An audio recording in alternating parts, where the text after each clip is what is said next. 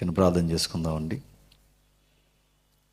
పరలోకమందున్న మా తండ్రి, ఈ 3 రోజుల దైవత్వాన్ని కూర్చిన తండ్రి, ఈ సభలను బట్టి మీకు స్తుతులు తండ్రి. అనుకూలమైన వాతావరణం ఏర్పరిచి తండ్రి, మీ పిల్లలకు కావలసిన సంగతులు తండ్రి వినిపించడానికి మాకు అనుకూలమైన పరిస్థితులను మీరు దయచేసినందుకు మీకు స్తుతులు, స్తోత్రములు. ఏ సంగతులు అవసరమో అవి బోధించడానికి తండ్రి మమ్మలను వాడుకోండి. ఈ మొదటి వర్తమానంలో తండ్రి, మీ పిల్లలకు మరింత అర్థవంతమైన సంగతులు చెప్పడానికి తండ్రి నన్ను నడిపించండి. నా తర్వాత మాట్లాడుతున్న తండ్రి, మీ కుమారులను కూడా మరింత బలముగా తండ్రి మీ వాక్యము ద్వారా మాతో మాట్లాడతారని కోరుతున్నాం. ఈ సభలను బట్టి తండ్రి మీకే మహిమను ఆరోపిస్తూ మమ్మల్ని మేము తగ్గించుకుంటూ క్రీస్తున్నామని ప్రార్థన సమర్పిస్తున్నాం తండ్రి. ఆమేన్. త్వరగా కొన్ని విలువైన సంగతులు విందాం. నిర్గమాకాండము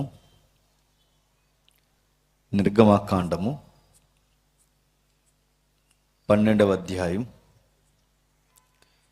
నిర్గమాకాండము 12వ అధ్యాయం సుమారు 8 వచనాలు ఎవరైనా చక్కగా తప్పులు లేకుండా చదవగలిగినారు అంటే చదవండి. నిర్గమాకాండము 12వ అధ్యాయం మొదటి 8 వచనాలు. మోసే అహరోనులు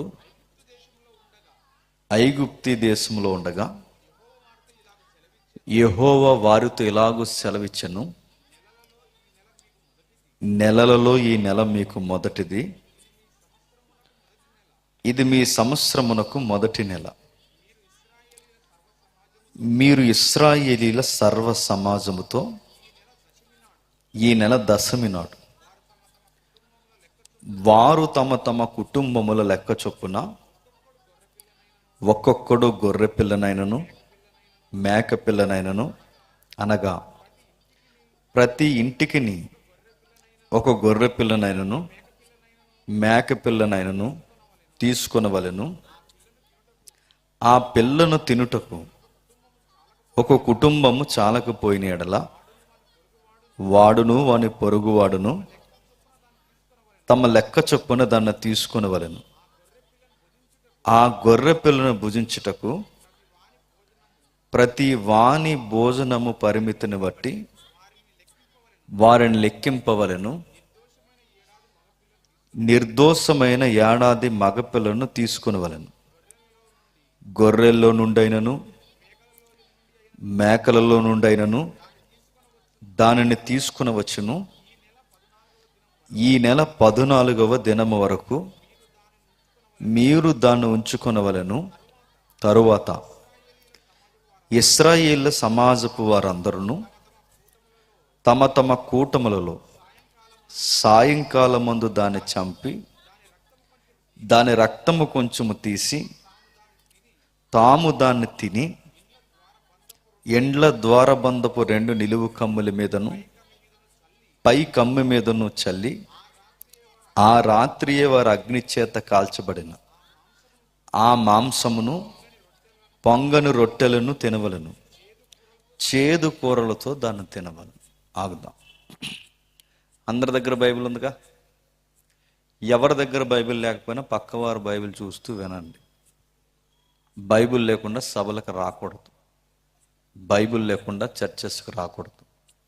మనం వచ్చింది కళ్యాణ మండపానికి కాదు కాబట్టి మన క్రైస్తవ్యానికున్న గౌరవం ఏదైనా ఉందంటే వాక్యం చూస్తూ వినాలి.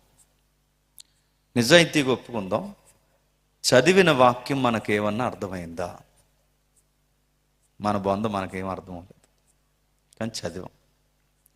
తెలుగు అక్షరాలు తెలుసు కనుక చదువుకున్నాం. క్రైస్తవ టెర్మినాలజీలో బైబిల్ చదివే అలవాటు ఉంది కనుక చదువుకున్నాం. తిరగేసి ప్రశ్నించుకుంటే మనకేమన్నా అర్థమైందంటే మన బుర్రలకు ఏం అర్థం కాలేదు. ఎందుకు ఈ సందర్భాన్ని ఈరోజు మనం ఆలోచించాలి అంటే, ప్రతి ప్రాంతంలో అత్యంత వేగంగా ఈ రోజుల్లో మనం తెలుసుకోవాల్సిన ముఖ్యమైన సంగతులు ఇదొకటి.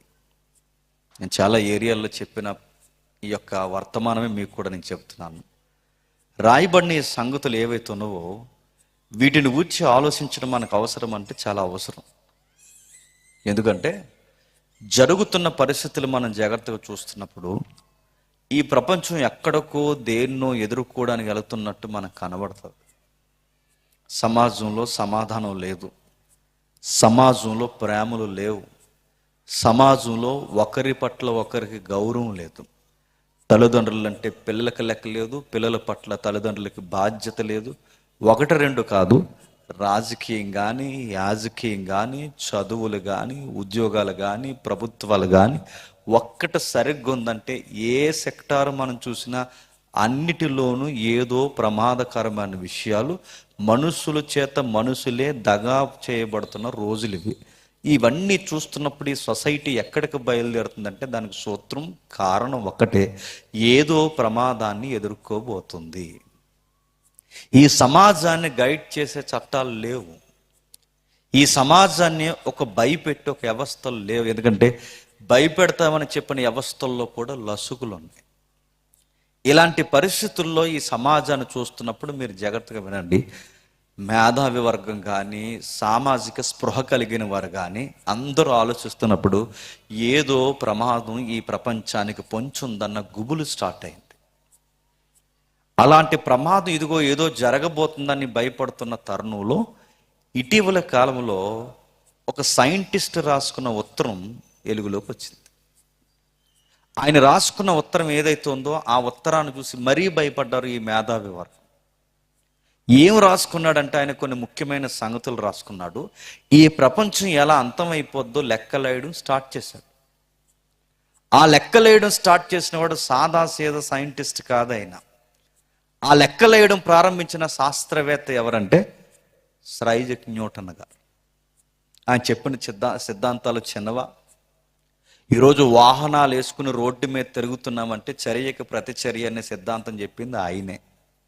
రెండవది, ఈరోజు చంద్రమండలం మీదకైనా స్పేస్లోకి ఈరోజు ర్యాకెట్లు వేసుకుని వెళుతున్నామంటే ఏ ఫోర్స్లు వెళ్తే గ్రావిటీ ఫోర్స్ను దాటి వెళ్ళగలమో చెప్పిన సూత్రధారులు ఆయనే.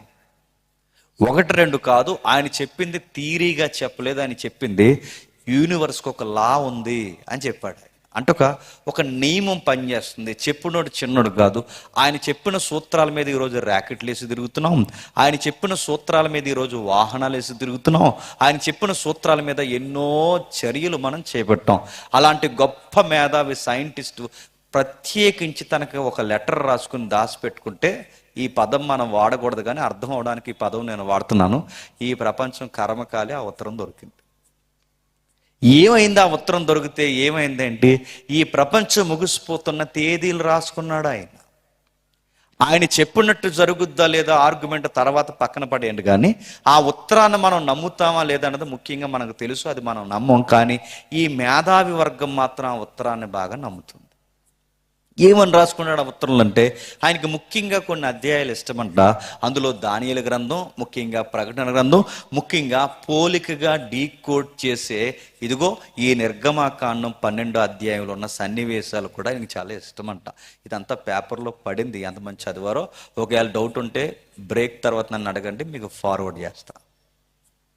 ఆ ఉత్తరంలో ఏమని రాసుకున్నాడంటే, ఆయన కొన్ని లెక్కలు వేస్తాడు. దానియేలు గ్రంథం కానీ, ప్రకటన గ్రంథం కానీ, ఇలాంటి నిర్గమాకాండం పోలికలో డీకోడ్ చేసిన కొన్ని అధ్యాయాల పరంపర కానీ ఆయన అన్ని కోట్ చేస్తే ఆయనకి లెక్కల్లో తేలింది ఏంటంటే, ఈ ప్రపంచం ఇప్పటి నుండి ఒక 30 ఏళ్లలో ఈ ప్రపంచం అంతమవ్వబోతుందంట.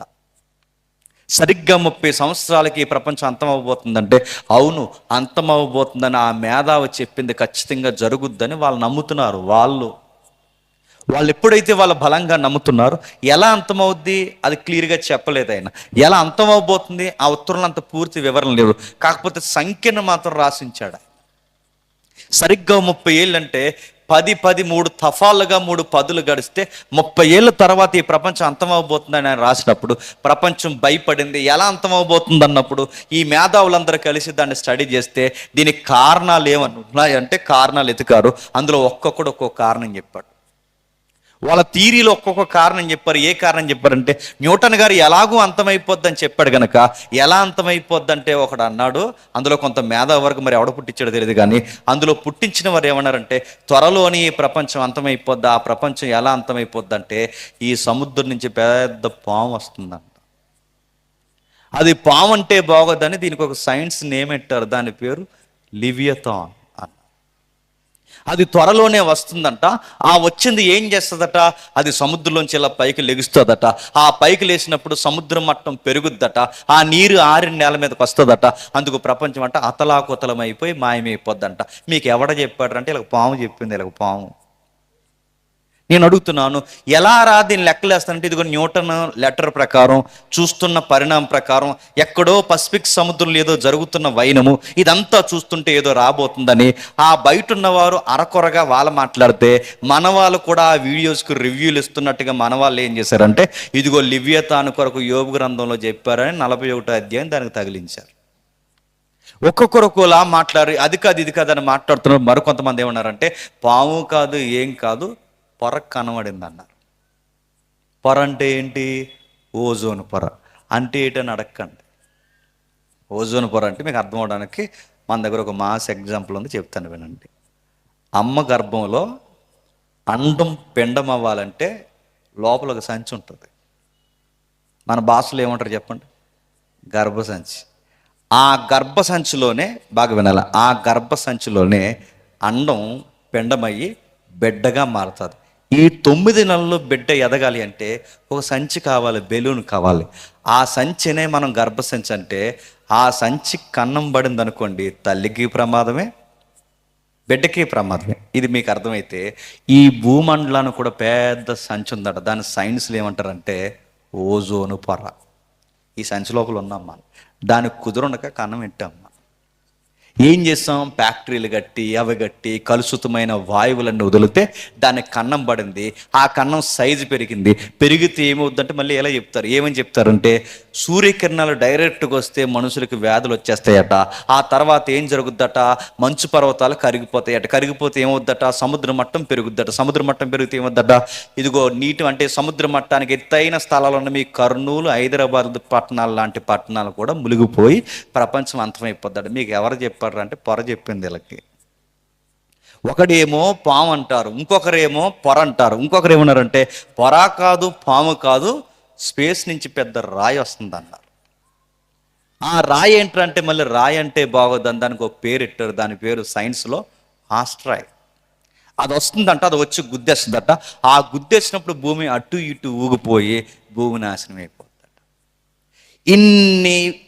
ఇన్ని పుకార్లు, ఇన్ని థీరీలు యూట్యూబ్ చెబుతుంది, మెయిన్ ఛానల్ చెబుతున్నాయి, ప్రింట్ మీడియా చెప్తుంది. ఇవన్నీ చెబుతున్నారు. దేన్ని బట్టి చెబుతున్నారంటే దానికి కారణం ఒకటే, న్యూటన్ లెటర్ వచ్చిన దగ్గర నుంచి వాళ్ళకి భయం వచ్చేసింది. అంటే ప్రపంచం ఎలా అంతమైపోద్ది అంటే, ఒకరేమో లివ్యతాన్ అంటున్నారు, మరొకరు ఓజోన్ పొర అంటున్నారు, మరొకరు ఆస్ట్రాయిడ్ అంటున్నారు. ఒక్కొక్కరు కూడా చెప్తున్నారు. కానీ ఇవన్నీ బయట వాళ్ళు నమ్ముతారేమో కానీ మనం మాత్రం ఈ ప్రపంచం ఎలా అంతమైపోద్దంటే దేవుని రాకడ వలన అంతమైపోద్ది. ప్రభువు అయిన యేసుక్రీస్తు తన వేవేల పరిశుద్ధ పరివారంతో నేడో రేపు ఈ ప్రపంచం మీదకి రాబోతున్నాడు. ఆయన రాకతో ఈ ప్రపంచం అంతమవుద్దని బైబిల్ అడుగడుగునా చెప్పడం ప్రారంభించింది. ఆయన రాకను గుచ్చి పుంకాల సందర్భాలు ఉన్నాయి. ఆ సందర్భాల్లో మచ్చుకి యుగాంతమందున్న మనకి బుద్ధి కలగడానికి చరిత్రలో దాఖలు చేయబడిన ఒక అధ్యాయమే నిర్గమాకాండం 12వ అధ్యాయం. ఏముంది నిర్గమాకాండం 12వ అధ్యాయంలో? ఒక చరిత్ర ఉంది. నిర్గమాకాండం 12వ అధ్యాయంలో ఏముంది? రాబోతున్న ప్రమాదాన్ని గూర్చిన ముందు గుర్తులు ఉన్నాయి. నిర్గమాకాండం 12వ అధ్యాయంలో ఏముందంటే, మునుపు జరిగిన ఆ చరిత్రే మళ్ళీ జరగబోతుందని ఒక హెచ్చరిక ఉంది. అంటే ఏం జరిగింది? నిర్గమాకాండం 12వ అధ్యాయంలో ఒక చరిత్ర నమోదు చేయబడింది. అంటే మన దేవుడు ఈ పాము వలన ప్రపంచం అంతమవుద్ది, ఓజోన్ పొర వలన అంతమవుద్ది, ఇలాంటి దాఖలాలు ఏం మనకి చెప్పలేదు. కానీ ఈ ప్రపంచం ఎలా అంతమవుద్ది అంటే బైబిల్లో ఒక స్టేట్మెంట్ ఉంది. ఆ స్టేట్మెంట్ ఏంటంటే, మునుపు జరిగిందే మళ్ళీ జరగబోతుంది. అంటే ఏదో జరిగింది, ఆ జరిగింది మళ్ళీ జరగబోతుంది. మన దేవుడిలో ఉన్న గొప్పతనం ఏంటంటే, ఆయన ఏది చెప్పకుండా చేయడు. ఆయన ముందే అన్ని మనకి సంఘానికి చెబుతాడు. ఆ రాయబడిన సంగతులు ఇది ఒకటి. ఏం జరుగుతుంది అక్కడ రాస్తున్నాడు చూడండి. మోసే అహరోనులు ఐగుప్తు దేశంలో ఉండగా యెహోవా వారితో ఇలాగూ సెలవిచ్చాడు. ప్రతి దానికి ఒక సందర్భం ఉంటుంది, ప్రతి దానికి ఒక నేపథ్యం ఉంటుంది, ప్రతి దానికి ఒక వ్యక్తుల కదలికలు ఉంటాయి. ఆ జరిగిన సంగతులు మనం జాగ్రత్తగా అర్థం చేసుకుంటే రాబోతున్న సంగతులు ఏవైతున్నావో మనకి దేవుడు ముఖాముఖిగా మాట్లాడే వాక్యపు వెలుగులో ఆయనతో మాట్లాడే ఒక సందర్భం మనకు ఎదురవుతుంది. చాలామంది వచ్చి అడుగుతారు, ఇలాంటి వేదికల దగ్గరకు వచ్చి ఏమని అడుగుతారంటే, దైవజనుల దగ్గరకు వచ్చి ప్రార్థన చేసుకుని దేవుడు మా గురించి ఏమైనా చెప్పాడంటే, మీ గురించి మాకేం చెప్తాడు? మాకేం చెప్పడు. మీరు అస్తమాల వచ్చి ఏమని చెప్పాడంటే నేను ఏదో చెప్పేస్తాను, చెప్పమా? నేను అడుగుతున్నాను, ఏం చెప్తాడు ఆయన? ఏమైనా చెప్పాలనుకుంటే, ఆయన ఏమైనా మాట్లాడాలనుకుంటే ఒకే ఒక ఛానల్ ఉంది, ఏంటి చెప్పండి? బైబిల్. ఆయన మాట్లాడేది ఏదైనా ఉందంటే వాక్యం ద్వారా మాట్లాడతాడు. ఆయన నీతో ఏదైనా మాట్లాడాలనుకుంటే వాక్యంలో నుంచే మాట్లాడతాడు. మీ గురించి మాకేం చెప్పడు. ఇప్పుడు ఈ వాక్యం ద్వారా మాట్లాడతాడంటే మాట్లాడతాడు. ఎలా మాట్లాడతాడు? చాలా మంది ఏమనుకున్నారంటే వాక్యం ద్వారా మాట్లాడడం అంటే ఈ మధ్య ఒక తన్మయత్నం, అంటే అదొక మూఢనమ్మకపు తన్మయత్నం వచ్చింది. ఆ మూఢనమ్మకం ఏంటంటే, దేవా నాతో మాట్లాడు, రేపు నేను ఊరు వెళ్తున్నాను, ఊరు వెళ్ళాలో వద్దో ఇప్పుడు దేవుడు బైబిల్లో చెప్పాలంట. మరి ఎలా చెప్తాడు ఊరు వెళ్ళాలో వద్దని? ఇలా బైబిల్ని కొట్టి అలా తీశారట. తీస్తే అంతటా అతడు లేచి బయలుదేరినని వచ్చిందట. వెంటనే ఊరు వెళ్ళిపోయారంట. నేను అడుగుతున్నా, ఆ కిందకి చదువు. అంతటా అతడు లేచి బయలుదేరినంటే ఎక్కడ బయలుదేరి? ఊరేసుకోవడానికి పోయాడు, ఇసుకరో తీయదా? ఆ చదవు. అంతటా అతను లేచి అంటే మీరు ఎలా పడితే అలా బైబిల్ చదివి దేవుడు నాతో మాట్లాడుతున్నాడంటే ఇది ఒక ఎక్స్ట్రీమ్ యాటిట్యూడ్ వచ్చింది క్రిస్టియానిటీ కదా. ఏంటంటే ఇదిగో మాట్లాడుతున్న ప్రతి రెఫరెన్స్కి అనుకూలంగా మలిచేసుకోవడం, ఇలా తెలిసి ఇదిగో దేవుడు నాతో ఇది మాట్లాడడం కాదు. మరికొంతమంది దేవుడు మాట్లాడడం అంటే వాక్యం ద్వారా, అంటే ఈ వాక్యపు పరిధిని కూడా దాటేసారు భయం లేకుండా. ఒక ఆవిడ ఏమంటుందంటే దేవుడు మాట్లాడాడు, ఏమని మాట్లాడితే యూట్యూబ్లో తిరుగుతున్నాయి, చాలా మంది ఎటకారం చేస్తున్నారు. ఏమని మాట్లాడు దేవుడు అంటే వాళ్ళ ఇంట్లో గ్యాస్ అయిపోయిందంట. ఆ ఇంట్లో గ్యాస్ అయిపోయినందుకు బాధపడుతుందట. వెంటనే ఎవరు కంప్లైంట్ చేసిందంట? గ్యాస్ వాడికి కాదంట, పరిశుద్ధాత్ముడికి చెప్పిందంట. వెంటనే పరిశుద్ధాత్ముడు గ్యాస్ పట్టుకుని నేను అడుగుతున్నాను, చివరికి పరిశుద్ధాత్మ దేవుడిని చెప్పండి గ్యాస్ ఏం చేస్తున్నారండి ఆయనతో? మరొక ఆవిడ చెప్పిందట, ఒక ఆమె ఏమో గ్యాస్ అయిపోతే పరిశుద్ధాత్ముడు చెప్తుంది. మరొక ఆవిడ ఏమందంటే వాళ్ళ ఆయనకి మంచి పప్పు వండి పెట్టిందంట. కుదురుగా ఉండాలిగా, వెళ్ళి అడిగిందంట, ఏమండి ఎలా ఉందండి పప్పు అని అడిగిందంట. ఆడి పైనుంచి కింద చూసి మొహలా ఉంది పప్పు అన్నాడట. ఎప్పుడు పప్పులు ఉప్పేసేస్తాం. తిట్టాడు. తిడితే అలా కాదని నెక్స్ట్ బాగా వండుతానని చెప్పాలిగా, అలా చెప్పకుండా బయటకు వచ్చి అందంటే ఇలా పైకి చూసి చెప్పాలి కదా అందంట. ఎవరిని? దేవుణ్ణి. మీరు అన్ని చూస్తున్నారు లేదో సాక్ష్యాలు ఇవి. ఇలా పైకి చూసి అందట చెప్పాలి కదని. ఇప్పుడు వెంటనే యేసు ప్రభు వారట ఈ పప్పులో ఉప్పు తక్కువైపోయిందని ఎవరు రావాలట? పప్పులు ఉప్పు కలపడానికి ఒక ఆవేమో యేసు ప్రభుని పిలుస్తుంది, గ్యాస్ అయిపోయిందని ఒక ఆవిడేమో చెప్పండి పరిశుద్ధాత్మ పిలుస్తుంది. ఇవన్నీ సాక్ష్యాలు నడుతున్నాను. దేవుడు ఏం మాట్లాడామంటే పప్పుల కోసం ఉప్పుల కోసం మాట్లాడి గుర్తుపెట్టుకోండి. దేవుడు ఎలా మాట్లాడితే వాక్యంలోంచి మాట్లాడతాడు. ఎలా వాక్యంలోంచి మాట్లాడతాడు? ఎలా వాక్యంలోంచి సెలవిస్తాడు? దేవుడు వాక్యంలోంచి ఎలా మనతో మాట్లాడతాడు? దానికి సూత్రం ఒకటే. ఆయన ఎలా మాట్లాడతాడంటే దానికి కారణం సందర్భాల్లో నుంచి మాట్లాడతాడు. మీకు ఉదాహరణ చెప్తాను వినండి. మీలో ఎవరైనా కుటుంబ సమస్యలతో నలిగిపోతున్నారు అనుకోండి, మీలో ఎవరైనా ఆర్థిక ఇబ్బందులతో నలిగిపోతున్నారు అనుకోండి, మీలో ఎవరైనా వ్యాపారంలో నష్టపోయారు అనుకోండి, ఎలా మాట్లాడతాడు? నీలాగే సంసారంలో నలిగిపోయిన తల్లులు ఆల్రెడీ బైబిల్లో ఉన్నారు. నీలాగే సంసారంలో నలిగిపోయి వేసారిపోయిన తల్లులు ఉన్నారు.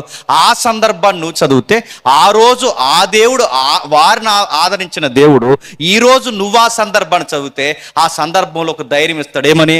ఆ రోజు ఆ కుటుంబాలను కట్టిన దేవుడు ఈ రోజు నన్ను కూడా కడతాడని ఒక ధైర్యం వస్తుంది. చూసారా? అది మాట్లాడటం. వ్యాపారంలో నష్టపోయి ఉంటే ఇదిగో వ్యాపారంలో ఎలా అభివృద్ధి పొందాడంటే దేవుడు చెబుతున్నాడు, యథార్థవంతులు తప్పక వర్ధిల్లుతారు, నిశ్చయముగా నీ రెక్కల కష్టాన్ని నువ్వు అనుభవించగలవు. ఎప్పుడు? యథార్థత కలిగి వ్యాపారం చేస్తే. దేవుడు వాక్యంలోంచి మాట్లాడుతూ ఇదిగో ఈ విధంగా మాట్లాడతారు. అంతేగాని మనకు నచ్చినట్టు అంతటి లేచి ఊరెళ్ళను ఇలాంటి సందర్భాలు కాదు. వ్యక్తులుగా ఎవరైతే నమోదు చేయబడిన జీవిత చరిత్రలు ఉన్నాయో ఆ చరిత్రలు చదువుతున్నప్పుడు మన జీవితంలో దేవుడు మనతో మాట్లాడతాడు. ఇలా వాక్యాన్ని మనం చదువుతున్నప్పుడు సందర్భానుసారంగా వాక్యాన్ని చదవకపోతే ఏమవుద్దంటే నష్టపోతాం. మరొక ఉదాహరణ చెప్తాను వినండి. ఎలా పడితే అలా వాక్యాలు చదివితే ఎంత ప్రమాదం జరుగుద్దో బైబిల్ అందే. ఇందులో ఒకటి కలపొద్దు, ఒకటి తీయొద్దు. ఒకటి కలిపినా తీసినా ఏమవుతుందంటే ప్రమాదం జరుగుద్దు. ఒకటి కలపొద్దు, తీయొద్దు. కలిపితే మన ఇష్టానుసారంగా కలిపి తీసి మాట్లాడితే వాక్యంలోంచి ప్రమాదాలు వస్తాయి మనకి. ఈ మధ్యకాలంలో ఏం జరిగిందంటే కొంతమంది కలిసి ఎప్పుడు లేనంత జనాభా 31st నైట్కి వస్తారు రారా చర్చికి. December 31st వస్తారు. ఎప్పుడు రానంత జనాభా వస్తారు డిసెంబర్ 31. అందుకే లోపల ఏం జరుగుతుంది తెలుసా, చైర్లు నిండిపోతాయి, బయట టెంట్లు నిండిపోతాయి. పాస్టర్ గారికి చాలా బర్డెన్ అవుద్ది, ఎందుకంటే జనాభా ఎక్కువ వస్తారు. ఎందుకు వస్తారంటే, ఈ సంవత్సరం అంతా గాలి తిరుగులు తిరిగాం ప్రభు, అయినా నీ బలమైన రెక్కల చాటును మమ్మల్ని కాపాడో, మళ్ళీ మేము గాలి తిరుగులు తిరుగుతాం, మమ్మల్ని ఏమి అనడానికి మాకు ఒక లైసెన్స్ కావాలి, అందుకు వస్తున్నాం అన్నట్టు వస్తారు. ఆ లైసెన్స్ పేరేంటి చెప్పండి?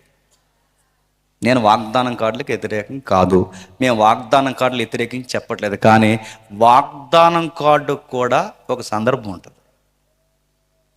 వస్తారు, వచ్చినప్పుడు ఏం చేస్తారు, ఇలా కూర్చుంటారు. ఆ కూర్చున్నప్పుడు ఆ రోజు ఈవెంట్లు, చాలా ఈవెంట్స్ ఉంటాయి. ఆ రోజు ఆ చర్చిలో పాస్టర్ గారు సండే స్కూల్ పిల్లలకు గిఫ్ట్లు ఇవ్వాలి, సండే స్కూల్ టీచర్ స్కిట్లు వేయించాలి, సండే స్కూల్ టీచర్ని ఎంకరేజ్ చేయాలి, లేకపోతే నెక్స్ట్ సండే స్కూల్ ఉండదు. ఆ తర్వాత ఏముంటుంది, ఎవరైతే ఎల్డర్స్ ఉన్నారో మళ్ళీ వాళ్ళని గౌరవించాలి, వారు చేసిన కార్యక్రమాలు జ్ఞాపకం చేసుకోవాలి, ఎన్ని తతంగ కార్యక్రమాలు ఉంటాయి. ఇదంతా ఒక ఎత్తు అయితే, చర్చిలో సరిగ్గా 12 ముందు 12 తర్వాత లవ్ ఫీస్ట్ పెట్టాలి. లవ్ ఫీస్ట్ అంటే ప్రేమ విందు.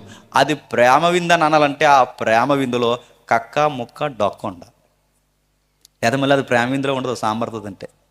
మళ్ళీ ఇవన్నీ ఉండాలి. ఈ బడ్జెట్ అంతా, ఈ ప్రాబ్లం అంతా, ఈ ఒత్తిడి అంతా ఎవరి మీద పడుతుంది?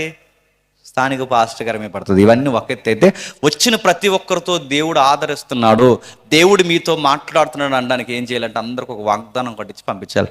అందుకు దానికి కొంతమంది దైవజనులు ప్రిపేర్ అయి ఉంటారు. ఒక దైవజనుడు ఏం చేశాడంటే, ఆడవారి కార్డులు ఆడవారు తీశాడు, మగవారి కార్డులు మగవారికి తీశాడు.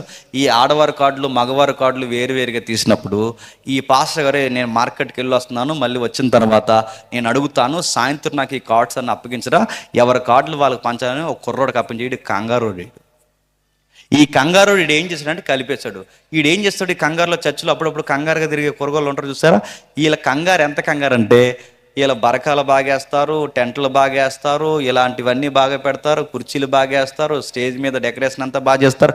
వీళ్ళకుండే జబ్బు ఏంటంటే, వాక్యం చెప్పేటానికి మాయమైపోతారు. అదో జబ్బు వీళ్ళకి. నేను అందరిని అంటలేదు, కొందరిని. వీళ్ళన్నీ బాగానే పెడతారు, వాక్యం చెప్పేటానికి మాయమైపోతారు. ఈ కంగారు కూరగాయలు ఎలా తిరిగి, వీళ్ళ సభ అంతా వీళ్ళ భుజాల మీద తిరుగుతున్నట్టు, చర్చ్ అంతా వీళ్ళ భుజాల మీద ఉన్నట్టు ఆ ఫీలింగ్ ఇచ్చి తిరుగుతుంటారు. వీళ్ళు చూసారు ఎప్పుడైనా? వీళ్ళ వాక్యం వినరు. వీళ్ళ వాక్యాలు వింటున్నప్పుడు వీళ్ళ చేతుల్లో బైబిల్ ఉండో, ఎలా పడతా అలా తిరుగుతుంటారు. వీడికి ఏదో పని చెప్పాలని పాస్టర్ గారు ఏం చేశారంటే, ఒరే ఈ వాగ్దాన కార్డులన్నీ నీ దగ్గర జాగ్రత్తగా ఉంచడంటే, అలాగే సార్ నా దగ్గర ఉంచుతాను. వీడి కంగారుడుగా కలిపేశానన్న మొక్క పాస్టర్ గారికి చెప్తే పాస్టర్ గారు చీ అంటారని ఆడు చేయకుండా పాస్టర్ గారికి ఇచ్చారు. పాస్టర్ గారికి మొక్క తెలియదు. ఎవరికి అలాగే వాదార్పు మెసేజ్లు చెప్పిన తర్వాత ఆయన వాగ్దాన కార్డులు పంచుతున్నాడు. అందులో ఆడవారి కార్డులు మగవారి కార్డులు వేరువేరుగా ఉన్నాయి. ఇటు కలిపేసి ఇచ్చాడన్న సంగతి పాస్టర్ గారు తెలియక పనిచేస్తే, అందులో వయసులో ఉన్న కుర్రోడికి ఎలా వచ్చిందో అందులో ఎలా ఉంది, వచ్చే ఏడాది గర్భవతి అవుతాను. అవుతాడాడు? చస్తాడు? అవుతాడా అని అడుగుతున్నాను. అందులో అడుగుతాను. ఇప్పుడు ఆ కార్డు ఆడు ఎలా అప్లై చేసుకుంటాడు? దాన్నే ఏమంటారంటే సందర్భము. ఏం సందర్భం? అది ఎక్కడ మాట? ఆది కాండంలోనిది. ఎవరికి చెప్తున్నాడు దేవుడు? శారమ్మకి చెప్తున్నాడు. ఎందుకు చెప్తున్నాడు? వాళ్ళకు ఒక వాగ్దాన పుత్రుడు వస్తాడని దేవుడు వారికి సెలవిస్తున్నాడు. దీన్ని సందర్భానుసారంగా వాక్యము అర్థం చేసుకోవడం అంటారు. ఇది ఎందుకు మనం ధ్యానిస్తున్నామంటే, ఇప్పుడు నిర్గమాకాండం 12 అధ్యాయానికి కూడా చెప్పండి ఒక సందర్భం ఉంటుంది. ఆ సందర్భాన్ని మనం జాగ్రత్తగా చదివితే దేవుడు నీతో మాట్లాడతాడు. యుగాంతమందున్న మనకి రేపేం జరగబోతుందో ముందే దేవుడు సెలవిచ్చాడు. ఏం జరగబోతుంది? మోసే అహరోన్లు ఐగుప్తీ దేశంలో ఉండగా యెహోవా వారితో ఎలాగూ సెలవిచ్చాడు. వారు ఐగుప్తీ దేశంలో ఉండగా ఎలాగో సెలవిచ్చినట్టు ఏం సెలవిచ్చాడు? మళ్ళీ ప్రశ్న. ఐగుప్తీ దేశంలో ఉండగాటనంటే వాళ్ళు ఉండగాటనంటే వాళ్ళు అక్కడ వారు కారా? అక్కడ ఉండరా? వాళ్ళు అక్కడ వారు కారు, వారు ఆ దేశానికి సంబంధించిన వారు కారు. అక్కడ ఉండగా అన్నాడంటే అక్కడ ఏదో సందర్భం ఉంది. ఏమి సందర్భం ఉంది? దాని వెనకాల కొంచెం చరిత్ర ఉంది. మనం బ్రీఫ్గా 4 లైన్స్లో మనం విందాం. ఏముందంటే, అబ్రహాం గారు తెలుసుగా, తెలిసినా తెలియపోయింది తెలిసినట్టే తెలుసు కదా. అబ్రహాం గారిని దేవుడు పిలుచుకున్నాడు. నాహో జలప్రలయం తర్వాత దేవుడు ఎంపిక చేసుకున్న ప్రత్యేకమైన మనుషుడు అబ్రహాం గారిని పిలిచినారు. దేవుడు ఒక వాగ్దాన పుత్రుని ఇస్తాడని దేవుడు ఒక వాగ్దానం చేశాడు. ఆ వాగ్దాన పుత్రుని ఇస్తానన్న దేవుడు ఇస్తానన్నవాడు ఇవ్వక త్వరగా ఇవ్వకుండా 25 సంవత్సరాలు ఆలస్యం చేశాడు. ఎప్పుడైతే 25 సంవత్సరాలు ఆలస్యం చేశాడో అన్నట్టుగానే ఎదురు చూపులకి చక్కగా దేవుడు 25 సంవత్సరాల తర్వాత వాగ్దాన పుత్రుడు పుట్టాడు. ఆ వాగ్దాన పుత్రుడి పేరు ఇస్సాకు. ఎప్పుడైతే పుట్టాడో మళ్ళీ ఇస్సాకుకి దేవుడు ట్విన్స్ని ఇచ్చాడు, కవల పిల్లలు. ఆ కవల పిల్లలు ఎప్పుడైతే పుట్టారో ఆ కవల పిల్లల్లో మళ్ళీ మనకు కావాల్సిన కథానాయకుడు యాకోబు. యాకోబు గారి జీవితం సగం ఏమో లవ్ స్టోరీలు, సగం జీవితంలో ఏమో తుంటి ఏమో ఎరగొట్టుకోవడం. ఆ ఎరగొట్టిన తర్వాత ఆయన పేరు తీరు పూర్తిగా దేవునికి దగ్గర అవడం. అప్పుడు దేవుడు ఆయనకి పెట్టిన పేరు యాకోబు కాదు, ఇశ్రాయేలు. ఆ ఇశ్రాయేలుకి దేవుడు మళ్ళీ 12 మంది కొడుకుల్ని ఇచ్చాడు. ఆ 12 మంది కొడుకుల్ని ఇస్తే ఆ 12 మందిలో మళ్ళీ మనకు కావాల్సిన కథానాయకుడు యోసేపు. ఎప్పుడైతే యోసేపు వచ్చాడో, యోసేపు గారితో కొంచెం మనం ఆగితే చరిత్ర ఉంది. ఏముంది యోసేపు గారి దగ్గర, ఏముందో మనకు తెలుసు. 11 మంది అన్నయ్యలు ఆ తమ్ముడిని చూసి ఏడిశారు. వ్యాఖ్యానకర్తలు ఏమంటారంటే, ఆయనంట డ్రీమ్ బాయ్ అంట. ఎలా డ్రీమ్ బాయ్? చూడ్డానికి బాగుంటాడంట, అలాగే ఆయనకి డ్రీమ్స్ కూడా ఎక్కువ వస్తాయంట. ఎవరికి? యోసేపు. అందుకే ఆయన డ్రీమ్ బాయ్. చూడ్డానికి బాగుంటాడు, డ్రీమ్స్ కూడా ఎక్కువ వస్తాయి. ఆయన ఎప్పుడైతే ఆ కళలు కట్టినాడో, ఈయనకున్న మైండ్ సెట్ ఏంటంటే ఏది దాచుకోవడం, అన్ని బయటికి చెప్తాడు. ఆ చెప్పేది ఎవరెవరికో చెప్పకుండా ఆయన చూసి ఏడిసే వాళ్ళకి చెప్పాడు. అన్నయ్యలు, నాకు కళ వచ్చిందిరా. ఆ కళ ఏంటో కాదు, ఆ కళ ఏంటంటే ఒక నక్షత్రం నిలబడింది, మిగిలిన 11 నక్షత్రాలు సాష్టాంగ పడుతున్నట్టు నాకు కళ వచ్చిందిరా అనగానే వీళ్ళ పైనుండి కిందకు చూసి అన్నారు, నీకు అన్నీ ఎలాంటి కళ వస్తాయంట్రా అన్నారు. వాళ్ళ కళ చెప్పిన వెంటనే కంటెంట్ అర్థమైపోయింది. అదేంటో చెప్పకుండా పూర్తిగా వాళ్ళకి అర్థమైపోయింది. మళ్ళీ నెక్స్ట్ డే కళ వచ్చిందట. ఆ కళ చెప్పాడు, అని నాకు మళ్ళీ కళ వచ్చింది. ఆ కళ ఏంటంటే ఈసారి ఒక నక్షత్రం నిలబడింది, 11 నక్షత్రాలు సాష్టాంగ పడుతున్నాయి. ఇప్పుడు ఈ నక్షత్రాలతో పాటు సూర్యుడు చంద్రుడు సాష్టాంగ పడుతున్నాడు, నా కళ వచ్చాయని. కానీ వీళ్ళు అన్నారు, అన్నీ నీకు ఎలాంటి కళ వస్తాయా. ఎందుకు? ఇక్కడ సూర్యచంద్రుడు అంటే ఎవరు? అమ్మ నాన్న. ఇక్కడ 11 నక్షత్రాలు అంటే ఎవరు? వాళ్ళు. ఇలాంటి కళలు కానీ ఆ అబ్బాయి దాచుకోకుండా అంత ఓపెన్గా చెప్తుంటే తట్టుకోలేక ఏడ్చారు. ఈ ఏడ్చింది ఎవరంటే ఎదురింటి ఎల్లయ్య, పక్కింటి పొల్లయ్య కాదు. ఏడ్చింది ఎవరు చెప్పండి? సొంత అన్నీలు. మనకి బాగా పెద్ద శత్రువులు ఎవరవుతారో చెప్పిన యూనివర్సల్ సూత్రం రాసి పెట్టుకోండి. మనోళ్ళే పెద్ద పగోళ్ళు అవుతారు. ఎదురింటోడితో గట్టిగా వేస్తే 2 కేకలు వేస్తాం, పక్కింటోడితో గొడవ వస్తే 2 దెబ్బలు కొడతాం, లేదా వాడు మనం కొడతాడు, అయిపోయింది. అంతేగాని వీళ్ళు చాలా డేంజరు. ఎవరు? మనోళ్ళే. యోసేపుకి అతిపెద్ద శత్రువులు అంటే వాళ్ళే. అక్కడి వరకు ఎందుకండి, మోసే మీదకి మొట్టమొదటి తిరుగుబావుట ఎగరేసింది ఎవరో తెలుసా? సొంత బాబాయ్ గారు అబ్బాయి వారాహు. మోసే మీద తిరగబడింది ఎవరో తెలుసా? సొంత అక్క. ఏ అక్క అయితే నది నుంచి రక్షించిందో ఆ అక్కే మోసే మీద తిరగబడిందంటే మీరు నమ్మగలరా? ఈ అన్నయ్య అయితే చేతగానాడో అన్నయ్యనే ముందు నిలబెట్టుకుని అహరోను చూపించి సహోదరుల ఐక్యత, ఇదిగో ఇలా ఉంటాదని అనేక మార్లు వివరించుకున్న అహరోనే చాలాసార్లు మోసే మీదకి వ్యతిరేకమైన పనులు చేశారని మీరు నమ్మగలరా? స్వజనులైన వారే ప్రభు అయిన యేసుక్రీస్తు వారిని చంపారు, స్వజనులైన వారే పౌలు మీద తిరగబడ్డారు. ఎక్కడ మీరు చూడండి, సొంత వాళ్ళే పెద్ద శత్రులు అవుతారు. అయిపోయారు. ఎప్పుడైతే అయ్యారో యోసేపు గారిని చూసి ఏడుస్తున్నారు. సరిగ్గా ఏడుస్తున్న టైంలో యాకోబు గారు మరింత వాళ్ళ ఏడవడానికి చేసిన పని ఏంటంటే రంగురంగుల మొక్కలన్నీ కలిపి ఒక సొక్కా గుట్టి యోసేపుకి ఇచ్చాడంట. ఆ సొక్క తిరుగుతున్నాడు ఎవరు? యోసేపు గారు. బాగా వినండి, యోసేపు గారు అందగాడనడానికి గుర్తేంటి చెప్పిన, ఆ రంగురంగుల మొక్కల సొక్కా వేసుకున్న సొక్కావుకి అందం వచ్చిందంట. అదేంటి, యోసేపుకి అందం వచ్చిందా, సొక్కావుకి అందం వచ్చింది? సొక్కావుకి అందం వచ్చింది. ఎందుకు చెప్పిన, అదే రంగురంగుల మొక్కల సొక్క మనం వేసుకుని మన ఈదిలో నడితే ఏమవుతుంది చెప్పండి? కుక్కలు పరిగెడి చేస్తే మనం ఇంకేం జరుగుతుంది? నవ్వేస్తారు మనం చూసి. నడుపుతున్నాను, అదే సొక్క మనం వేసుకుని నవ్వుతారు. కానీ ఈయన వేసుకున్న తర్వాత ఆ డ్రెస్కి అందం వచ్చిందంట. విషయం ఏంటి చెప్పిన, ఆ సొక్కా చూసి కూడా ఏడిశారండి. ఎవరు? అన్నీళ్ళు. యాకోబు గారు ఎప్పుడైతే ఇచ్చారో ఆ బట్ట చూసి ఏడ్చారు. సరిగ్గా తీసుకెళ్లారు, ఆ గోతులో పడేశారు. అదే బట్ట చింపి ఆ మొక్క తెచ్చి, నాన్న తమ్ముడిని మృగం ఎత్తిపోయింది అన్నారు. తీసుకెళ్లారు. ఆయన తీసుకెళ్లి ఆఫీసర్ ఇంట్లో పడేశారు. ఆఫీసర్ ఇంట్లో ఆయన అధికారి అయ్యాడు. సరిగ్గా అధికారి అయిన తర్వాత ఆఫీసర్ వైఫ్ ఏం చేస్తుందో మనకు తెలుసు. ఆయన మీద ఒక నెపం మోపింది. ఎప్పుడైతే మోపిందో మనం తెలుసు. ఆయన తీసుకెళ్లి జైల్లో పడేశారు. చరిత్రలో చదువుకుంటే సుమారు 14 సంవత్సరాలు జైల్లో ఉన్నాడట. 14 సంవత్సరాలు. చెయ్యని తప్పుకి 14 సంవత్సరాలు జైల్లో ఉంటే, జైల్లో ఉన్న ఆయనకి ఇప్పటి వరకు కళలు ఆయనకు వచ్చాయి. ఇక నుంచి కళలు పక్కోళ్ళకు వస్తున్నాయి. ఆ పక్కోళ్ళకి ఎప్పుడైతే కళలు వచ్చాయో, కళలు వచ్చిన వారు టెన్షన్ అవుతున్నప్పుడు వాళ్ళని పిలిచి వాళ్ళిద్దరికి భావం చెప్పాడు. ఇదిగో నీ మెడ మీదకి కత్తి వస్తుంది, నీ తల మీదకి కిరీటం వస్తుంది అన్నట్టుగానే ఒకటి మెడ మీద కత్తి వచ్చింది, మరొకటి మెడ మీదకి కిరీటం వచ్చింది. కిరీటం పొందుకున్నాడు 2 సంవత్సరాలు మర్చిపోయాడు. ఎందుకంటే మనుషులకు ఉండే గుణం ఏంటంటే మేలు జరిగిన తర్వాత మర్చిపోతారు.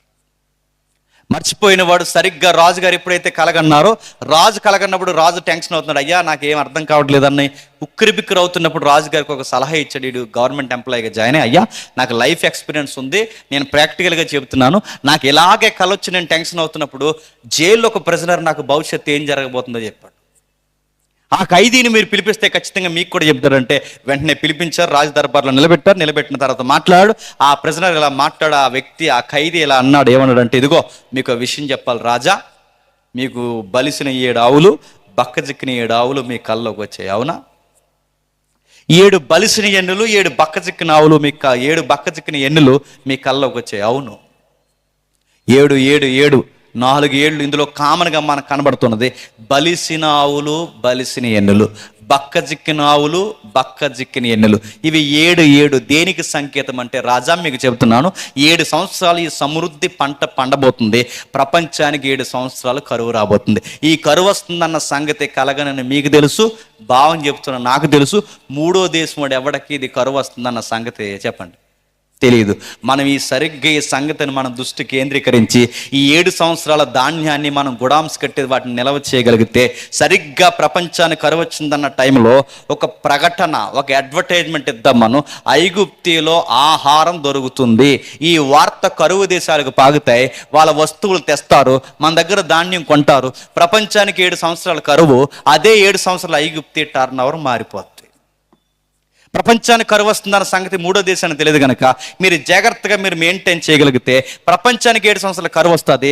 అదే కరువు టైంలో మన ఐగుప్తి దేశానికి అధిక లాభాలు వచ్చాయి. అనుకున్నట్టుగానే కరువు వచ్చింది. ఆ వచ్చిన కరువు ప్రపంచ దేశాలను తాకడమే కాదు, వాగ్దాన భూభాగాన్ని కూడా తాకేసింది. ఆ వాగ్దాన భూభాగం పేరు మనకు తెలుసు, కానాను భూభాగం. ఎప్పుడైతే కానాను భూభాగాన్ని కరువు తాగుతుందో, ఆ కరువు తాగుతున్నప్పుడు అక్కడ ఎవరున్నారు? యాకోబు, ఈ 11 మంది అన్నయ్యలు ఉన్నారు. ఎప్పుడైతే ఉన్నారో వీళ్ళందరూ మాట్లాడుకుంటున్నప్పుడు యాకోబు గారు అన్నారు, రే మీ ముఖం నేను చూసి నా ముఖం మీరు చూసే కన్నా ఐగుప్తీలో ఆహారం దొరుకుతుందంటే వెళ్ళి తీసుకురండి అని ఇద్దరి మధ్య డిస్కషన్ జరిగినప్పుడు మాసిన గడ్డాలతో మాసిన వస్త్రాలతో ఐగుప్తి వచ్చారు. ఎవరు? ఈ 11 మంది అన్నయ్యలు. బాగా వినండి, 12వ అధ్యాయం వెనకాల ఏం జరుగుతుందో చూస్తున్నాం. ఎప్పుడైతే వీళ్ళు వచ్చారో, వచ్చిన తర్వాత సరిగ్గా సింహాసనం మీద కూర్చున్నాడు యోసేపు. ఆ సింహాసనం మీద కూర్చుంటే వీళ్ళు గుర్తుపట్టలేకపోయారు. ఎందుకంటే రంగు మారింది, డ్రెస్ కోడ్ మారింది, లాంగ్వేజ్ మారింది, ఏజ్ మారింది, అన్నీ మారాయి. ఈ 11 మంది గుర్తుపట్టలేకపోయారు. కానీ ఆ 11 మందిని ఈయన మాత్రం గుర్తుపట్టాడు. వాళ్ళు మాత్రం గుర్తుపట్టాడు, వీళ్ళు గుర్తుపట్టలేకపోయారు. ఎందుకంటే అవి మరిసిపోయే మొఖాలు కాదు, గుర్తున్నాయి. ఎప్పుడైతే వాళ్ళు గుర్తుపట్టి వాళ్ళతో చిన్న గేమ్ ఆడాడు. ఆ గేమ్లో అడ్డంగా దొరికాడు. ఎందుకంటే వాళ్ళకి ఒక లెసన్ నేర్పించాలనుకున్నాడు. ఎందుకంటే కొన్నిసార్లు తప్పేంటో ఎత్తు చూపిస్తే కానీ తెలియదు. ఎత్తు చూపించాడు, చెప్పాడు. ఎప్పుడైతే అడ్డంగా దొరికాడు, రాజా అది కాదంటే, నేను రాజుని కాదు, అధికారిని కాదు, నేను ఎవరో తెలుసా? మీ తమ్ముడిని. తమ్ముడు నువ్వు ఇంకా బతుకున్నావంటే ఆ రోజు ఏం జరిగిందని వివరణ ఇవ్వబోతున్నాయి. మీరేం చెప్పకండి, ఆ రోజు ఏం జరిగిందని నాకు మొత్తం జ్ఞాపకం ఉంది. మీరు కీడు చేసిన అసలు బాధపడదు. ఎందుకంటే భవిష్యత్తు ఎరిగిన దేవుడు, కరువు రాబోతుందని ముందే ఎరిగిన దేవుడు, ఇశ్రాయేలుకి అన్నం పెట్టడానికి దేవుడు, ఈ మేలు జరిగించడానికి కీడుని మేలుగా దేవుడు నా జీవితంలో మార్చాడు. ఆ రోజు మీరు కీడు చేయకపోతే ఇంత మేలు జీవితంలో జరగదు. కనుక ఇదంతా దైవ సంకల్పం అని నేను నమ్ముతున్నాను. మీ తప్పేమీ లేదు. అసలు నాకు ఏ వివరణ ఇవ్వకండి. అయినా తమ్ముడుగా నేను ఈ రేంజ్లో సెటిల్ అయిన తర్వాత మీరు కూడికి, నీడకి, బట్టకి ఏడవడం నాకు అస్సలు ఇష్టం లేదు. మొత్తం తట్టా పుట్టా సర్దుకుని మన ఐగుప్తి వచ్చేయండి అన్నప్పుడు మొత్తం 70 మంది బయలుదేరాలి. ఆ 75 కలిపితే 75 మంది ఐగుప్తిలో ఇశ్రాయేలు టీం ఫామ్ అయ్యారు. సరిగ్గా బాణం అంతా నడుస్తుంది అన్నప్పుడు యోసేపు, యాకోబుల యొక్క జీవిత సరళి పెరుగుతూ ఉండగా ఇశ్రాయేలు సంఖ్య కూడా పెరిగిపోయింది. ఎంతగా పెరిగిపోయిందంటే ఐగుప్తీలో అసూయపడంత జనాభా పెరిగిపోయారట.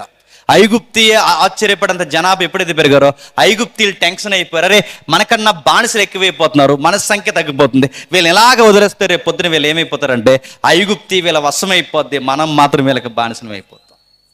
అందుకే మనం ఏం చేద్దామంటే వీళ్ళ సంఖ్యను తగ్గించడానికి మగపిల్లలను చంపేయడం కొత్త జీవో జారీ చేస్తే, సరిగ్గా జీవో టైంలో పుట్టిన వ్యక్తే చెప్పండి మోసే పుట్టాడు.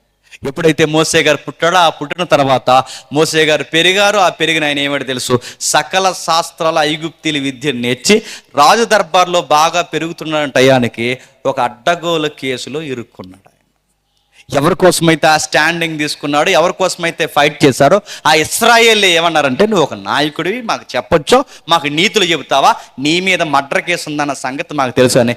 ఎప్పుడైతే అలాంటి మాటలు మాట్లాడారో మోసే గారు, అలాంటి మాటలకి భయపడక, ఎవరి పత్రికలు ఉంటుంది, మీరు ఇంటికి వెళ్ళిన చదవండి, రాజాజ్ఞకు భయపడక, రాజు ఏదో చేసేస్తాడని, చట్టం ఏదో చేసేస్తుందని ఏది భయపడకుండా నా వలన ఇశ్రాయేలు మరింత శ్రమ పడకూడదని మోసే గారు తీసుకున్న నిర్ణయం ఏంటంటే, నా వలన ఇశ్రాయేలు నలిగిపోకూడదని అక్కడి నుంచి బయలుదేరిపోయి సరిగ్గా మిద్యాను అరణ్యానికి వచ్చాడు. ఆ మిద్యాను అరణ్యానికి వచ్చేసరికి అప్పటికే బావుల దగ్గర 4-5 ఆడపిల్లలు గొర్రెలకు నీళ్లు పెడుతున్నారు.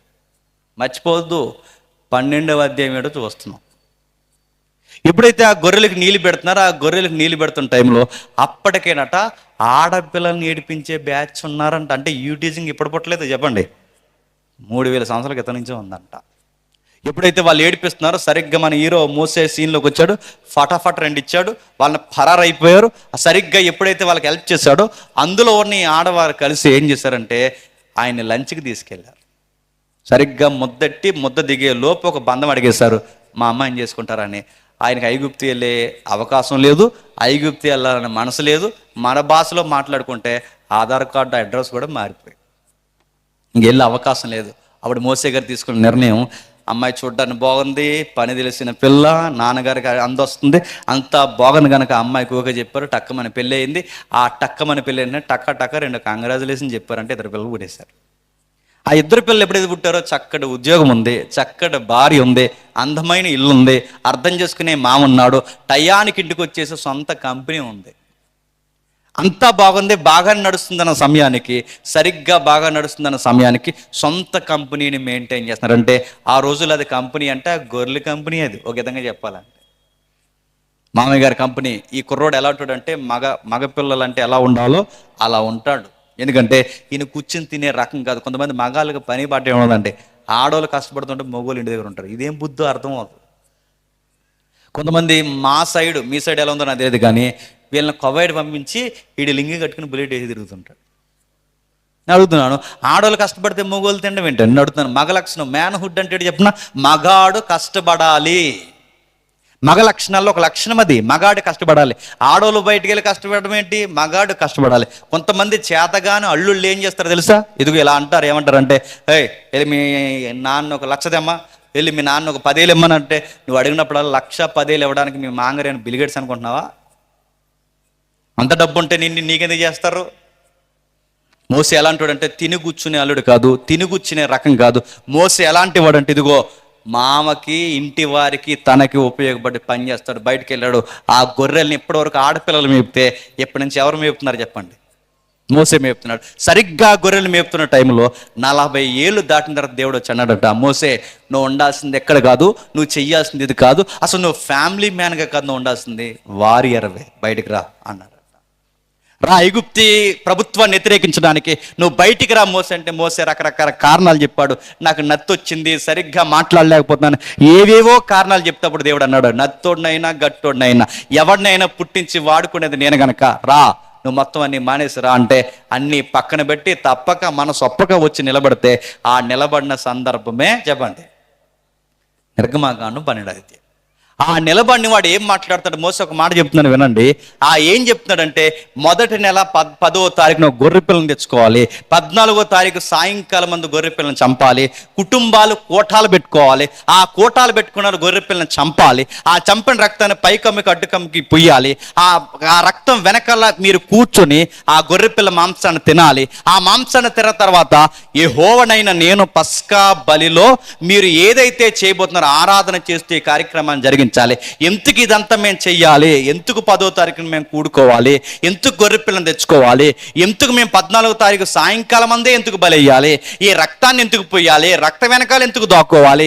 ఈ గొర్రె పిల్ల మాంసాన్ని ఎందుకు తినాలి? ఇదంతా ఎందుకు చేయాలంటే మోసే నిలబెట్టి ఇవన్నీ ఇశ్రాయేలుకి చెప్పన్నాడు. ఇదంతా మేము ఎందుకు చేయాలి ప్రభు అంటే, ఈ రాత్రికి నేను దేశం మీద సంచరించబోతున్నాను.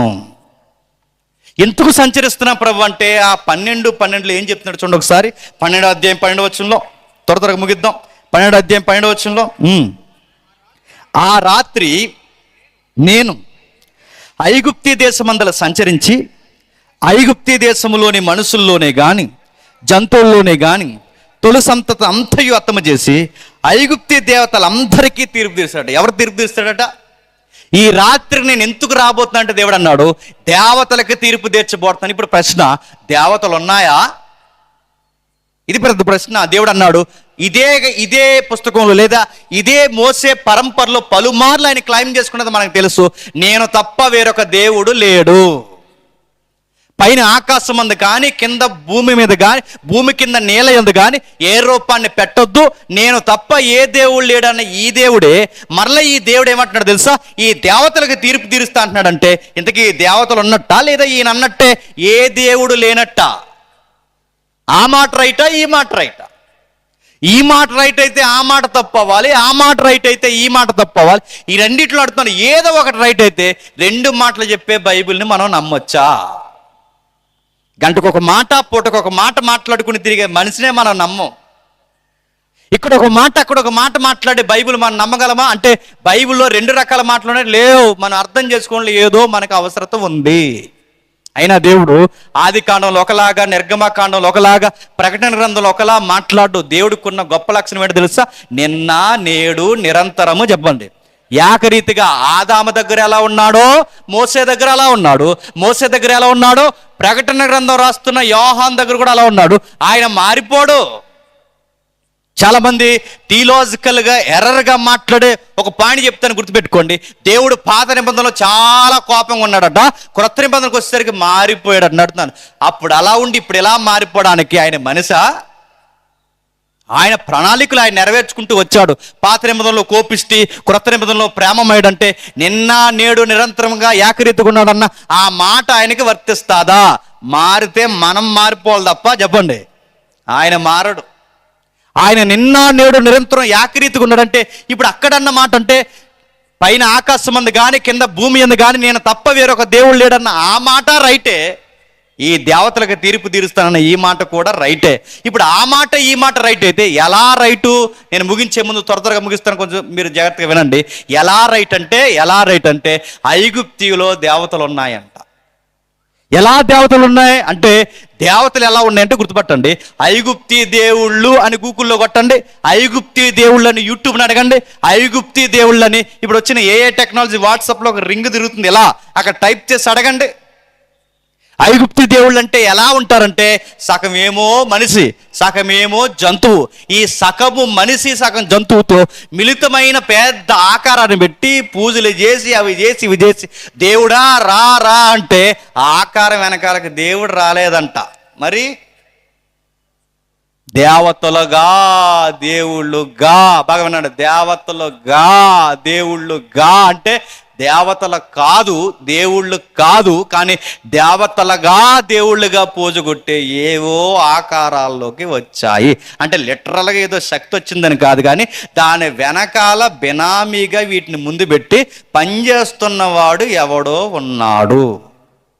ఆడొచ్చాడు ఐగుప్తి. ఐగుప్తిలో వాడు ఉంటే ఏమైంది?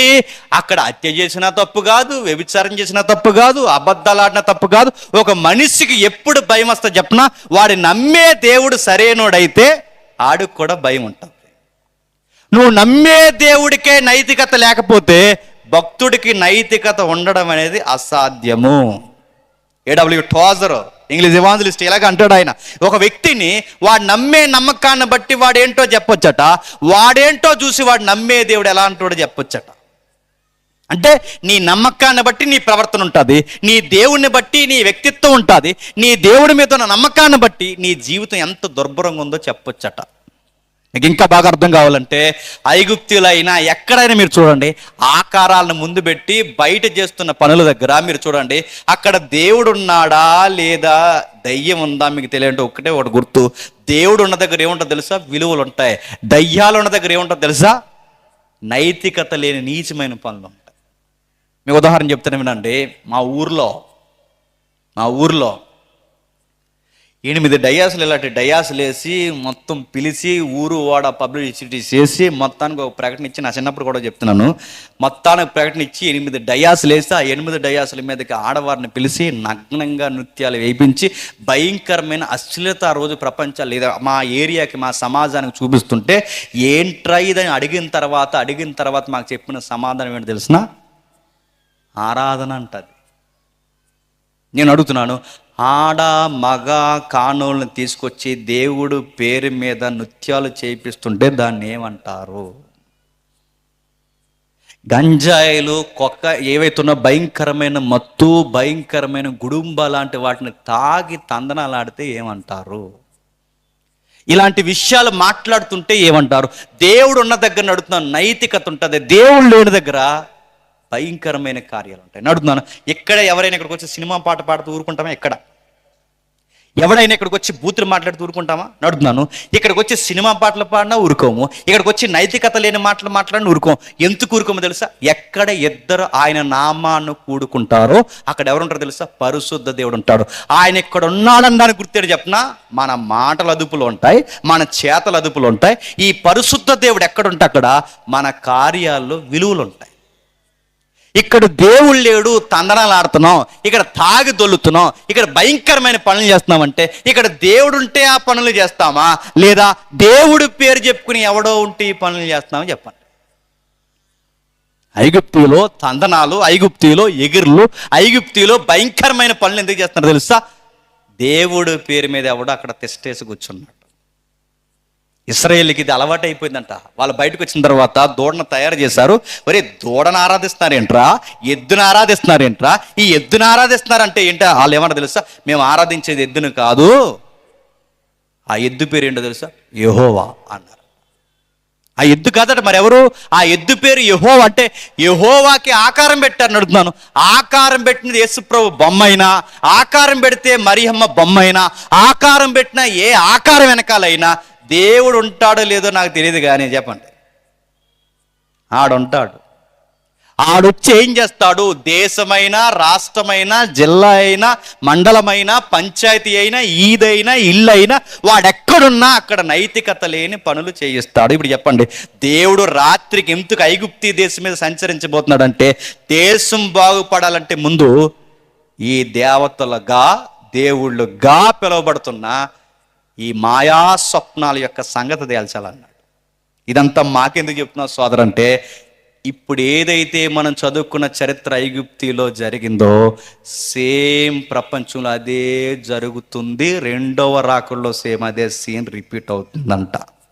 అంటే ఐగుప్తికి పట్టిన మాయా స్వప్నాలే, ఐగుప్తికి పట్టిన దురాత్మల సమూహమే ప్రపంచానికి పట్టిందంటావంటే నేను అనడం కాదు, అపోస్తుడైన పౌలు గారు అన్నారు. చూస్తారు ఒకసారి గలతీయులకు రాసిన పత్రిక చూద్దాం, ఒకసారి ముగించేద్దాం. గలతీయులకు రాసిన పత్రిక 1వ అధ్యాయం 4వ వచనం. గలతీయులకు రాసిన పత్రిక 1వ అధ్యాయం 4వ వచనం. అపోస్తలుడైన పౌలు గలతీయులకు రాసిన పత్రిక 1వ అధ్యాయం 4వ వచనం.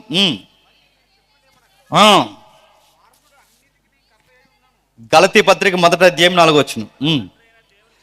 మన తండ్రి అయిన దేవుని చిత్త ప్రకారము క్రీస్తు మనలను ప్రస్తుతపు దుష్టకాలం, ఇదే కాలం చెప్పండి, దుష్టకాలం. మళ్ళీ అడుగుతున్నాను, ఒకప్పుడు ఐగుప్తి ఈ భయంకరమైన పనులకు నిలయమైతే వ్యాఖ్యానకర్తలు, బైబిల్ రచయితలు ఏమన్నా తెలుసా?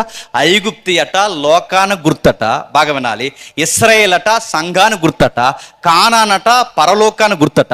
ఈ గుర్తులు మీకు అర్థమైతే ఒకప్పుడు ఐగుప్తి ఇప్పుడు ప్రపంచమంతా ఐగుప్తి అయిందంట. ఒకప్పుడు ఇశ్రాయేలు సంఘం ఇప్పుడు సంఘమంతా ఈ లోకంలో కలిసి ఉందంట.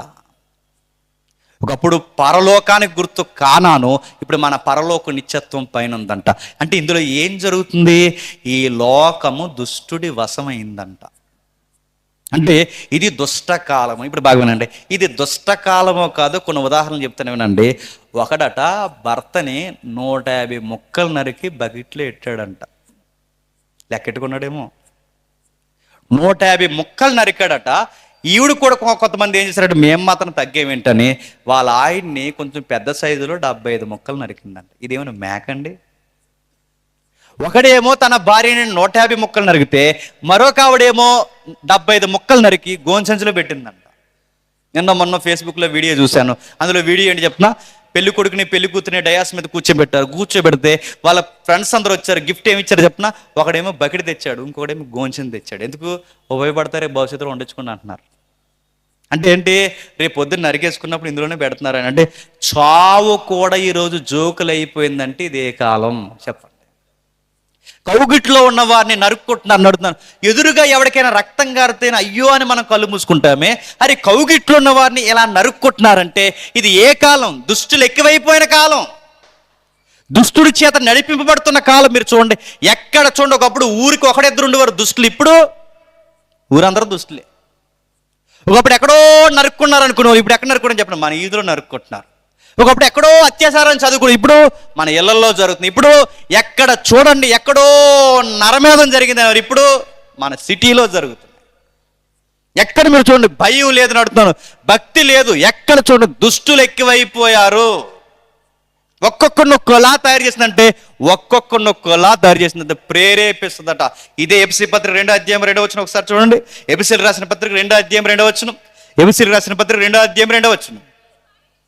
మీరు వాటిని చేయిచు వాయుమండల సంబంధమైన అధిపతిని, అనగా అవిధేయులైన వారిని ప్రేరేపించు శక్తి ఆడేం చేస్తాడు చెప్పినా ప్రేరేపిస్తాడు. మీరు గమనిస్తున్నారు లేదో, జనాల్ని వాడు బాగా ప్రేరేపిస్తున్నాడు కనుకే ఎక్కడ లేనన్ని సూసైడ్ కేసులు పెరిగాయా లేదా?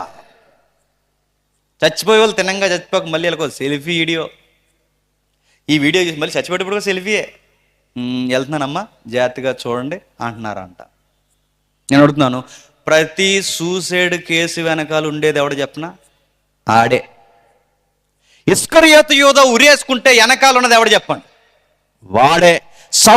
సౌలు గారు ఈటే ఎదరగ తిప్పుకుని చనిపోతున్నప్పుడు సౌలుని అలా తయారు చేసింది ఎవడు చెప్పండి? వాడే. ఆమాను ఎవడైతున్నాడు ఉరుక ఎక్కే ముందు వాడిని నడిపించి జాడించింది ఎవడు చెప్పండి? వాడే. ప్రతి ఆత్మహత్య వెనకాల ఉండేది ఎవడు చెప్పండి? వాడే. ఈ మధ్య చూడండి, భర్త ఏమనంటే మాట్లాడితే గదిలోకి పోయి గడపెట్టుకుని లైట్లు ఆపేసి నేను చచ్చిపోతానంటే ఆడు అంటాడు, ఇదిగో ఫ్యాన్ ఉందో చచ్చిపో అంటాడు. ఎవరన్నా ఏదన్నా అంటే చాలు గోదావరి దగ్గర పరిగెడుతున్నారు, ఎవరన్నా ఏదన్నా అంటే చాలు గ్యాస్ దగ్గర పరిగెడుతున్నారు. ఆ వెళ్ళిన తర్వాత ఇది తాగెత్తాం అది తాగెత్తాం అంటే ఈ సూసైడ్ చేసుకునే వాళ్ళందరూ ఒంటరిగానే చేసుకుంటారు. ఒంటరిగా ఉన్న వారి దగ్గరికి వాడు ప్రేరేపించడానికి చాలా అవకాశం ఇస్తారు. మీరు ఎప్పుడైనా సూసైడ్ చేసుకున్న వాళ్ళ దగ్గరికి వెళ్ళి సావు మధ్యకి వెళ్ళి మళ్ళీ బతుకుతారు చూసారా, వాళ్ళతో 2 మాటలు మాట్లాడండి, ఇలా అడగండి, మరి ఎందుకురా పురుగుల మంది తాగు అవసరం ఇదంతా అంటే ఆడంటాడు మంచం మీద ఉండి, అదే ఎందుకు తాగని నాకు అర్థమవుతుంది. మాకు అర్థమైంది నువ్వు ఎందుకు తాగవు, ఎందుకురా ఉరేసుకున్నావంటే అదే ఆ టైంలో ఎందుకు అలా చేశాను నేను చెప్పనా, ఆడొచ్చాడు నీ దగ్గరికి. ఎవడు? దుష్టుడు. ఆడు ప్రేరేపిస్తాడు. నీకు అవిధేయత, దేవుడు అంటే భక్తి లేదు, ఏమీ లేదు, అలాంటి వారిని వాడు ప్రేరేపిస్తాడు. ఆడు ప్రేరేపించి ఏం చేస్తాడు తెలుసా? నిన్ను చంపుకునేలా చేస్తాడు. అందుకే చూడండి, చంపుతున్నారు, చంపుకుంటున్నారు, నరుక్కుంటున్నారు, పోగేసుకుంటున్నారు. ఇప్పుడు ఎలా అయిపోయింది తెలుసా? ఐగుప్తి కన్నా ఘోరం అయిపోయింది లోకం. ఇప్పుడు చెప్పండి, ఐగుప్తి బాగుపడాలంటే దేవతల సంగతి ఎలా తేల్చాలో, ఐగుప్తి బాగుపడాలంటే రాత్రికి దేవుడు మరణదూత ఎలా సంచరించాలో, ఇప్పుడు ఈ ప్రపంచం బాగుపడి నూతన యుగంలో అడుగు పెట్టాలి అంటే మళ్ళీ దేవుడు సంచరించడానికి రాబోతున్నాడంట. ఆ దేవుడు పేరు నజరైయుడైన యేసుడు. ఆయన నేడో రేపో రాబోతున్నాడు. ఈ ప్రపంచం మీద సంచరించడానికి కాదు, తన ఆగమన ప్రకాశము చేత దుష్టుణ్ణి బయటికి లాగడానికి రాబోతున్నాడు.